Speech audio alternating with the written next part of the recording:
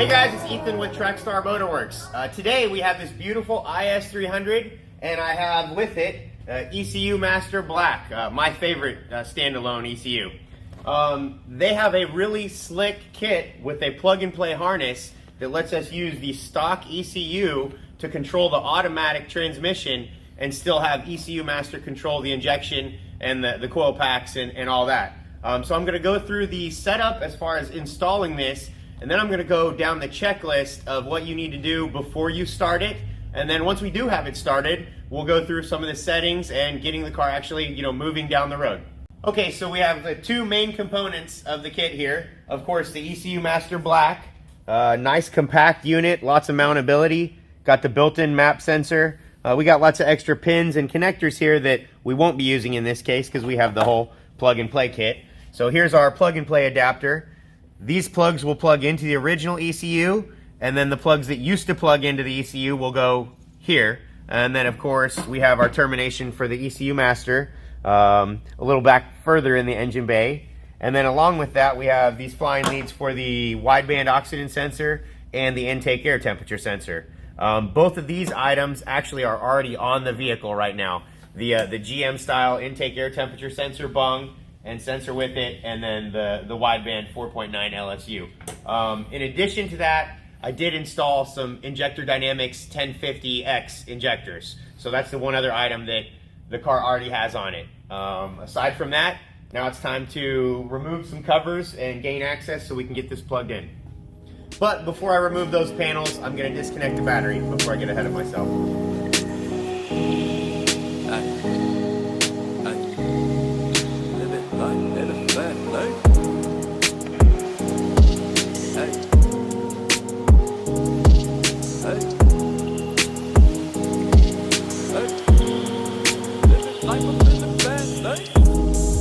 Living life up in the fast lane. Hey. Living life up in the fast lane. Guys, over there right now. Go ahead and grab the ECU. Kind of figure out where I'm going to be mounting it. I think it is possible to go through the firewall if you wanted to get, a little bit more tricky with the install, but we're going to end up with an engine bay mount here. Got that plugged in. Okay, plugged in. Looks like we're going to end up somewhere right in that area, it looks like. Next thing I need to do is get my map sensor vacuum line over to the unit.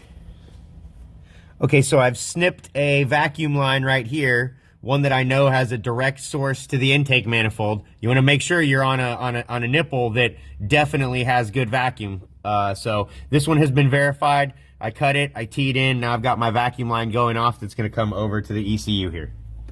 All right, so I got my vacuum line here, sliding that on. I'm probably going to slap a zip tie on that in just a moment.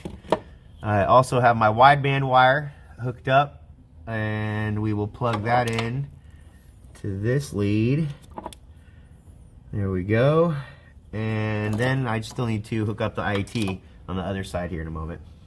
Also, a very important note right now is before you connect it all, you need to go ahead and get the latest firmware. Don't have some many months old version of ECU Master. Go and get the latest version, and when you load the base file, pay attention because it may pop up a message saying, hey, the firmware doesn't match. That message is not to be dismissed. You need to have the matching base file and firmware. Okay, now that I've made my connections at the ECU, I want to unplug my coil packs and unplug my injectors because we're going to do a couple tests before we actually go to cranking this. So right now I'm just going to remove this cover to gain access to the coil packs, as well as in a little bit we're going to need access there to do the timing light. Okay, now that I have those coil packs and injectors disconnected, I can reconnect the battery because now we got to go ahead and load the map to to the ECU. Okay, so this is what you should be looking at when you have a new blank ECU master setup. Right now we're disconnected. I'm gonna go power on, and we should see a green connection down there. Now, because I already connected to this one prior to the video starting, I do already have that base map on screen. So it automatically grabbed the file off of ECU master and is there. But if you haven't done that yet, then you just need to go up to, your file, open project, and then it was this one, IS300 parallel harness, EMU Black. So that was my base file. Yes, it's gonna write and make it permanent. So now we have our ECU connected, but we do not have injectors and coil packs connected. So we need to check a couple things before we go to actually trying to fire this engine off. Okay, so with our base file on screen, we have our green connection here. Important note here, we do have check engine light on, and all the outputs are down here. You have CF cooling fan, FP fuel pump, so that's important to note. But right now we do have a check engine light, so let's see why that is. So IAT and drive-by-wire. The IAT, I think I need to actually just go plug in, but the drive-by-wire points to a problem perhaps with the TPS thresholds. So the first thing I'm going to do right now is look at the TPS settings and see if I can get that calibrated correctly, where we can get rid of all of our check engine lights. Okay, so we have the TPS voltage on screen right now. It is at 0.65, and you can see that the position minimum is 0.69 right now. So we are outside of the threshold. That's the reason why we have the check engine light on. I'm going to move this down then. Let's go with 0.60. Give us just a little bit of extra room there and make that permanent. All right, so now we're at the point where we actually want to test some outputs. And if this was a custom application, we would do a scope log and make sure that our primary and secondary triggers match each other. Since this is like a plug and play unit and we know the base map is for this IS300, I'm not going to go into quite as much detail as we would, like I said, if it was a custom wired in application. But we are going to go through and test our coil packs, our injectors, and the VVTi unit, and a couple other little items. So because of the nature, like I just mentioned, of this setup, that I know that the trigger settings are correct already, I am going to go ahead and crank it. I still have the things disconnected, but I want to see that I get the sync here before I connect them. So watch closely, the red right there as we crank.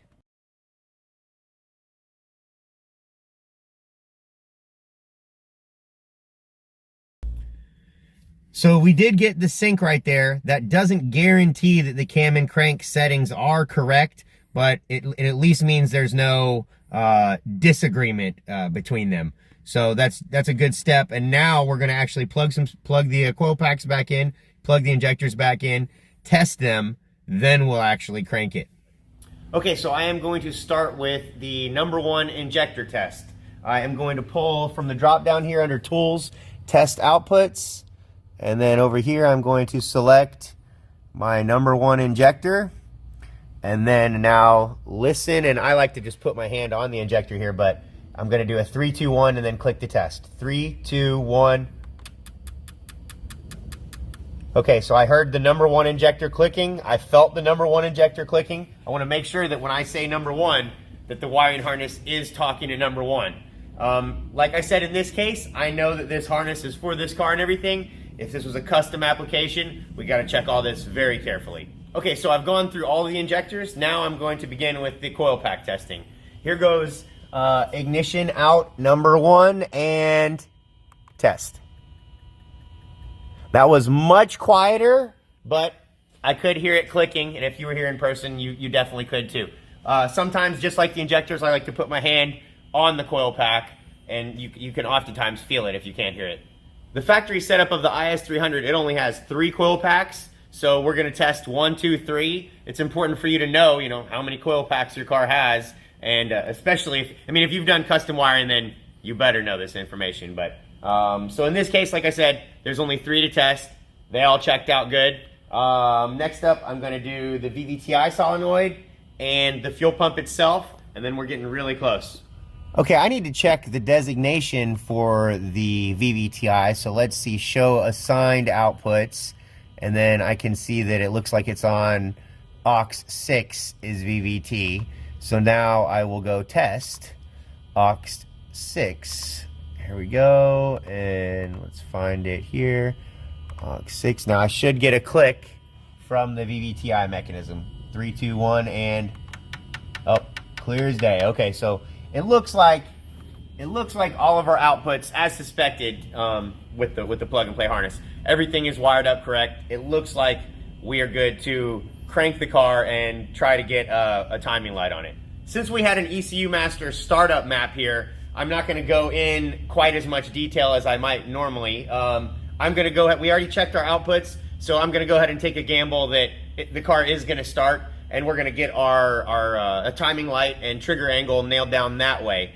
You could, if you were not confident in the map, if it was a custom application as far as wiring, then you probably want to have those coil packs redisconnected and injectors, and then just crank the car and do the whole trigger angle sync without the car running. Like I said, because I have confidence in the map and everything here, we're going to go ahead and see if it runs. Before I go for that first start, I'm going to get the timing light set up on here so that once I do have it, if it does run, then I can quickly check my timing and make sure that my timing in the ECU Master matches the timing actually being executed out here. In this case, we actually have a number 1 coil pack wire that I'm able to grab onto. If you happen to have a different config with your coil packs, such as a GM coil pack, LQ9, or whatever the case, you might need to get a little extension wire like this so that you can have this on the plug, and then you can pick up your signal right here in between the spark plug and the coil pack. Okay, so I have one more thing to do on this particular car before we can crank it. I need to change that base injector size because this base map is configured for the stock injectors. So right now, under general, we have 440cc injectors. I'm going to change that to the ID 1050s. All right, we got that in. And then the other thing to be aware of at this point, though, in regard to the fuel injection sizing, is that there is the injector cal, or the injector dead time, rather.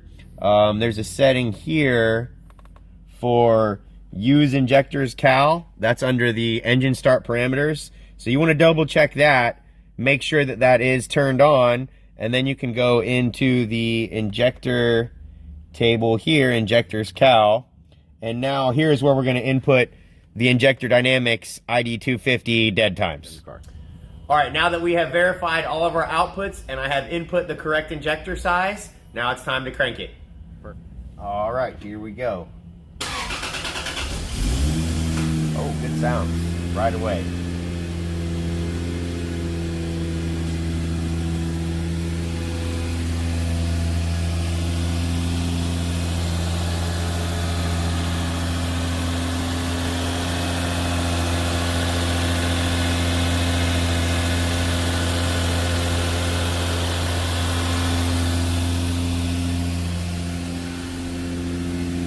One of the first things that I would recommend doing is pulling up the AFR gauge right away. If you don't have an external unit, which is the case here because we're using the built-in one. Okay, so bam, it just got its reading. It takes about a minute before it gets its reading.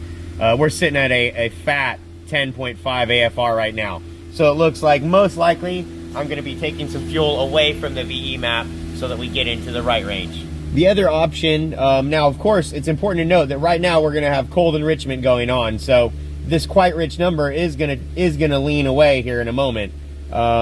We can see warm-up enrichment is at 107 right now. I saw it 108 a moment ago. So we have 8%, 7% added due to warm-up. As the idle's coming down, you can see the numbers already leaning out. But if I wanted to just apply an overall change to the table, I like to just go in here to the injectors trim, and here we can just change. Let's say we go, 97, and go down the list, and then we'll have removed 3% from everything, trying to get it in the right range here. And definitely nothing wrong with that. I mean, it's a rich mixture, but that's not going to hurt anything at all. All right, now we're sitting in the 12s, generally on a cold start somewhere in the 12s. is what to expect. Could be a low 13, but in that range is a good ballpark. Okay, so now that we have the car idling and I got the fuel mixture cleaned up just a little bit, we're good enough to where we can check our ignition timing. So I'm gonna go into the ignition table, I'm gonna go into the triggers and the primary trigger. Down here we have ignition angle lock. I'm gonna click that in. You can hear it drop right now. We are at a locked angle of 10 degrees. So now I'm gonna go up to the front and check with my timing light. Hopefully we see 10 degrees or close to it. And then if we don't see 10, then we're gonna adjust our trigger angle here. But let's go see what we got.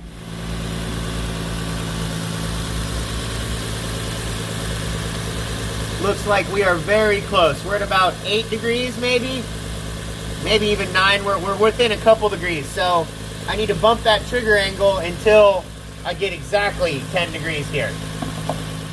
Okay, so it looked like we were about 2 degrees off, so I changed my trigger angle from 66 to 64, and I'm gonna recheck with the timing light. Be very careful of wires near cam gears here. All right, we are dead on it right now. It is perfectly, the white mark on the crank is perfectly at the 10 degree mark on the timing cover. So now I feel comfortable that the timing is matching. When I ask for 15 degrees in the ECU master, I will get 15 degrees out here. So I have a couple little things to take care of right now. I need to mount the ECU, get a couple wires zip tied down, put that engine cover back on there. But I think it looks like we are pretty much ready to drive this.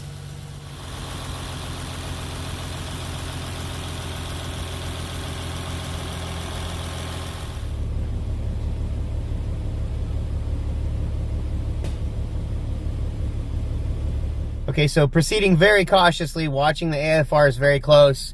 Like I said, want to stay on the rich side of things. Right now we're sitting at a 13.6, so I think that's a pretty good place to be sitting. And we're just going to take it on a very brief drive here and kind of see which direction our numbers are heading and how it's looking. Okay, so let's see how this goes. We have rich at idle, 12.5, roll out, little lean, 16, now 14. Okay, I like that right there. I'm gonna dip in a little bit harder. Let's see how they go. All right, it's coming down. We're in a 13, harder still. Okay, I like that, man. That is very much in the ballpark there. We're in boost, a little bit of boost, and we got some 11s. That is exactly what we want to see. This has jumped from, you know, a blank ECU to a driving car very, very quickly. I cannot speak highly enough for this package. Like I said, it is one of my favorite softwares, but man, this is slick with the plug and play. This is truly plug and play right here. A lot of times that term gets thrown around in the industry, plug and play, and usually that's a red flag for me that I'm gonna have to be spending a lot of time. But man, it's driving like a stock car right now. It drives fantastic. So we spent a little bit of time now street tuning, getting the VE shape in. I still have that ignition timing pulled down like pretty much 4 or 5 degrees everywhere for safety at this moment in time. We'll establish our final ignition timing on the dyno, but I think we are, we're good to go for a couple rips now and see how it does. We're on just 7 pounds of boost right now. We'll escalate that on the dyno, but it's feeling pretty good to me.